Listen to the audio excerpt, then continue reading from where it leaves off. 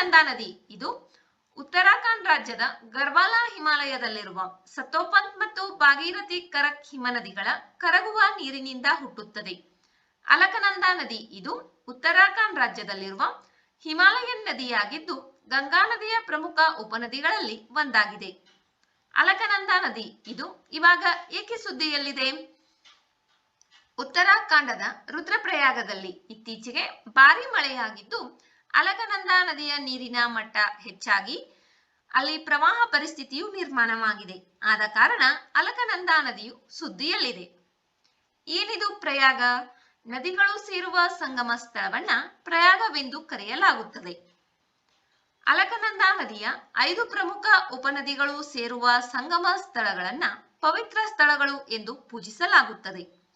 ಗರ್ವಾಲಾ ಹಿಮಾಲಯದಲ್ಲಿರುವ ಅಲಕನಂದಾ ನದಿಯ 5 ಪ್ರಮುಖ ಉಪನದಿಗಳು ಸಂಗಮಿಸುವ ಸ್ಥಳಗಳನ್ನ ಪಂಚಪ್ರಯಾಗಗಳು ಎಂದು ಕರೆಯಲಾಗುತ್ತದೆ. ಪಂಚಪ್ರಯಾಗಗಳಲ್ಲಿ ಮೊದಲನೆಯದು ವಿಷ್ಣು ಪ್ರಯಾಗ.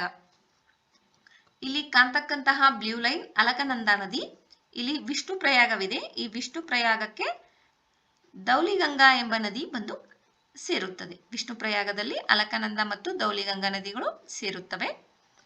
ನೆಕ್ಸ್ಟ್ ನಂದಪ್ರಯಾಗ. ನಂದಪ್ರಯಾಗದಲ್ಲಿ ಅಲಕಾನಂದ ಮತ್ತು ನಂದಾಕಿನಿ ನದಿಗಳು ಸೇರುತ್ತವೆ. ನೆಕ್ಸ್ಟ್ ಕರ್ಣಪ್ರಯಾಗ.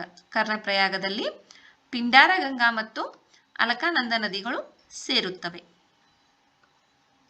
ರುದ್ರಪ್ರಯಾಗದಲ್ಲಿ ಮಂದಾಕಿನಿ ಮತ್ತು ಅಲಕನಂದ ನದಿಗಳು ಸೇರುತ್ತವೆ. ಇವಾಗ ಪ್ರವಾಹ ಪರಿಸ್ಥಿತಿಯು ಇದೇ ರುದ್ರಪ್ರಯಾಗದಲ್ಲಿ ಉಂಟಾಗಿದೆ. ನೆಕ್ಸ್ಟ್ ದೇವಪ್ರಯಾಗ. ದೇವಪ್ರಯಾಗದಲ್ಲಿ ಭಾಗೀರಥಿ ಮತ್ತು ಅಲಕಾನಂದ ನದಿಗಳು ಸಂಧಿಸುತ್ತವೆ. ಭಾಗೀರಥಿ ನದಿ ಇದು ಗಂಗಾ ನದಿಯ ಪ್ರಮುಖ ಉಪನದಿಗಳಲ್ಲಿ ಒಂದಾಗಿದೆ.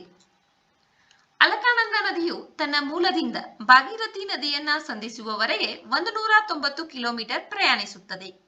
ಅಲಕಾನಂದ ನದಿಯ ದಡದಲ್ಲಿ ಬದರಿನಾಥ, ಹೇಮಕುಂಡ ಸಾಹಿಬ ಮತ್ತು ಜೋಶಿ ಮಠದಂತಹ ಹಲವಾರು ಪ್ರಮುಖ ಯಾತ್ರಾ ಸ್ಥಳಗಳಿವೆ.